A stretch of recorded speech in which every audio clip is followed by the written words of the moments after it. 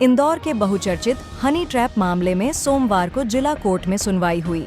आरोपी गणों के वकील द्वारा सीआरपीसी 173 के प्रतिवेदन और पूर्व सीएम कमलनाथ के पास हनी ट्रैप की सीडी और पेन ड्राइव होने को लेकर एसआईटी के जवाब का मामला कोर्ट में उठाया, लेकिन मामले की जांच कर रही एसआईटी पूर्व सीएम कमलनाथ के पेन ड्राइव वाले बयान से जुड़ा जवाब पेश नहीं कर सकी। इस पर शासकीय वकील का कहना था कि नए एसआईटी चीफ आदर्श कटियार के कोयम्बटूर में ट्रेनिंग पर हैं। उनके लौटने के बाद ही जवाब पेश किया जाएगा। अब अगली सुनवाई 10 फरवरी को होगी। दरअसल पिछले दिनों 21 मई 2021 को पूर्व सीएम कमलनाथ ने प्रेस कॉन्फ्रेंस के दौरान कहा था कि उनके पास हनी ट्रैप मामले की सीडी और पेन ड्राइव है। इस पर आरोपियों के वकील ने आपत्ति ली थी और पूछा था कि सीडी और पेन ड्राइव एसआईटी के पास होना चाहिए। पूर्व सीएम कमलनाथ के पास यह कहां से आई, किसने दी, इसका खुलासा होना चाहिए। इस पर कोर्ट ने कमलनाथ से दोनों चीज जब्त करने के लिए एसआईटी को नोटिस जारी किया था। इसके बाद कमलनाथ ने नया बयान दिया था कि उन्होंने सिर्फ 29 सेकंड की क्लिप देखी है। वहीं नवंबर 2023 में एसआईटी ने अपने जवाब में कहा था कि SIT chief Vipin Maheshwari retire हो चुके हैं। नए चीफ बनने के बाद ही इस पर जवाब दाखिल किया जाएगा। एसआईटी को इस बारे में आज जवाब पेश करना था, लेकिन नए चीफ आदर्श कटियार के कोयम्बटूर में ट्रेनिंग पर होने से फिलहाल सुनवाई आगे बढ़ गई। सरकारी वकील अभिजीत सिंह राठौर ने कोर्ट में कहा कि मामले में पूर्व मुख्यमंत्री कमलनाथ सपोर्ट नहीं कर रहे हैं। जांच अधिकारी ने नाथ को नोटिस देकर पेन ड्राइव और सीडी कार्यालय में जमा करने को कहा था।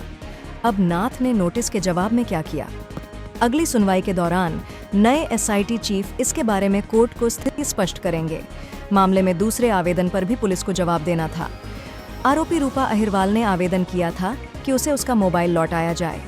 इस पर एसआईटी के वकील अभिजीत सिंह राठौर ने कोर्ट को बताया कि आरोपी रूपा का मोबाइल महत्वपूर्ण इलेक्ट्रॉनिक्स साक्ष्य है, इसे वापस नहीं किया जा सकता। इसी मोबाइल को अपराध में इस्तेमाल किया गया था और वीडियो वायरल करने की धमकी दी गई थी। आरोपियों की ओर से एक अन्य आवेदन अनुसंधान 1 महीने में पूरा कराने का भी लगाया गया था। उसमें भी सरकार की ओर से नियमानुसार ही अनुसंधान चलने की बात कही है। ज्ञात हो, हनी ट्रैप मामले का खुलासा इंदौर में 17 सितंबर 2019 को उस वक्त हुआ था जब इंदौर नगर निगम के सिटी इंजीनियर हरभजन सिंह ने पलासिया थाने में शिकायत की थी।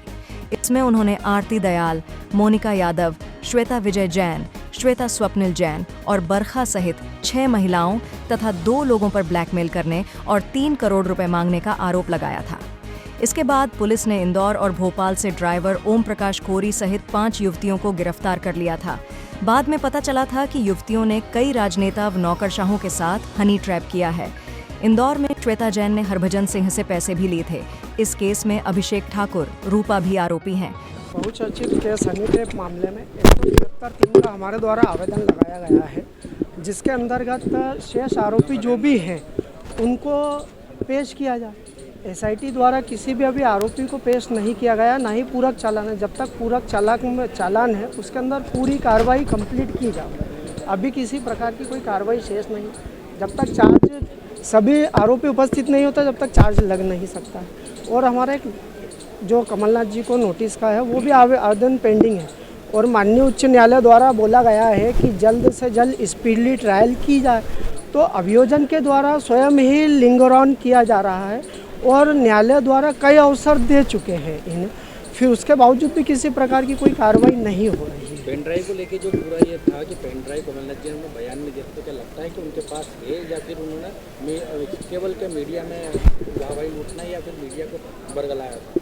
ये जो है जांच की विषय वस्तु है, उनके पास है या नहीं है एसआईटी बताएगी, क्योंकि उस पर धारा 41 का नोटिस दिया गया है कि आप आके उसमें संज्ञान दिया जाए, मगर इस प्रकार का कोई संज्ञान दिया नहीं गया अभी तक न्यायालय से।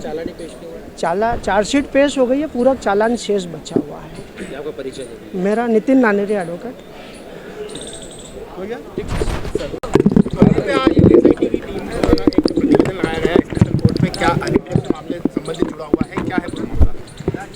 आज दिनांक को माननीय विशेष न्यायाधीश महोदय श्री मनोज कुमार तिवारी साहब के न्यायालय में मध्य प्रदेश के बहुचर्चित मामले, जिसे हम सभी हनी ट्रैप मामले के नाम से जानते हैं, उसकी सुनवाई आज नियत थी। आरोपीगण श्वेता विजय जैन, बरखा सोनी एवं आरती दयाल की ओर से उनके अधिवक्ता श्री यावर खान द्वारा दो एप्लीकेशंस लगाई गई थी, धारा 91 CRPC एवं धारा 173 CRPC की। इन दोनों आवेदनों पे आज हमें जवाब देना था, पर चूंकि SIT के पूर्व प्रमुख ADG श्री विपिन कुमार माहेश्वरी साहब का नवंबर 2023 में सेवानिवृत्ति हो गई है और नवीन प्रमुख SIT श्री आदर्श कटियार को नियुक्त किया गया है और उन्हें 23 जनवरी को ही आज से 7 दिन पहले नियुक्त किया गया और वर्तमान में वे कोयम्बटूर में एक ऑफिशियल ट्रेनिंग में हैं दिनांक 2 फरवरी तक। इस कारण इस विषय पर उनसे चूँकि कानूनी बिंदु पर एप्लीकेशन डिसाइड होना है, SIT चीफ हैं, तो उनसे विचार विमर्श करके ही हम अगले दिनांक को जो माननीय न्यायालय ने 10 फरवरी 2024 नियत की है, उस पर हम दोनों एप्लीकेशंस का जवाब प्रस्तुत करेंगे। साथ ही एक एप्लीकेशन आरोपिया रूपा अहिरवार के द्वारा प्रस्तुत की गई थी, उसका मोबाइल सुपर्दनामा पे प्राप्त करने के लिए उस एप्लीकेशन का जवाब हमने पुलिस के प्रतिवेदन के साथ आज प्रस्तुत कर दिया है और इस बात का विरोध किया है कि चूँकि इस अपराध का मूल जो है वो मोबाइल संबंधित अपराध हैं, मोबाइल में अश्लील वीडियो कैप्चर करके और उन्हें वायरल करने की धमकी देकर अवैध रूप से पैसों की मांगनी की गई है, तो मूल रूप से इस मामले में मोबाइल जो है वो वजह सबूत मेन सब्जेक्ट मैटर है। इसलिए हमने पूर्व मुख्यमंत्री श्री कमलनाथ जी द्वारा कोरोना काल के दौरान एक ऑनलाइन पत्रकार वार्ता ली गई थी, जिसमें उन्होंने इस बात का दावा किया था कि हनी ट्रैप कांड से रिलेटेड CD और पेन ड्राइव उनके पास भी मौजूद हैं, जिसका संज्ञान विशेष अनुसंधान दल SIT ने लिया और उसी के परिपालन में SIT के मेंबर निरीक्षक शशिकांत चौरसिया द्वारा पूर्व मुख्यमंत्री श्री कमलनाथ को धारा 160 CRPC के अंतर्गत सूचना पत्र भी प्रेषित किया गया कि वे दिनांक 2 जून 2021 को अपने श्यामला हिल स्थित निवास पर उपस्थित रहें और CD पेन ड्राइव जो उन्होंने दावा किया है कि उनके पास है वो उन्हें पुलिस को सौंपें। परंतु जब हमारे पुलिस अधिकारी 2 जून 2021 को नियत समय पर श्यामला हिल स्थित पूर्व मुख्यमंत्री श्री कमलनाथ के निवास पर पहुंचे, तब वे वहां पर नहीं मिले। तो क्या सहयोग नहीं कर रहे हैं पूरे जांच पड़ताल में या इस तरह से?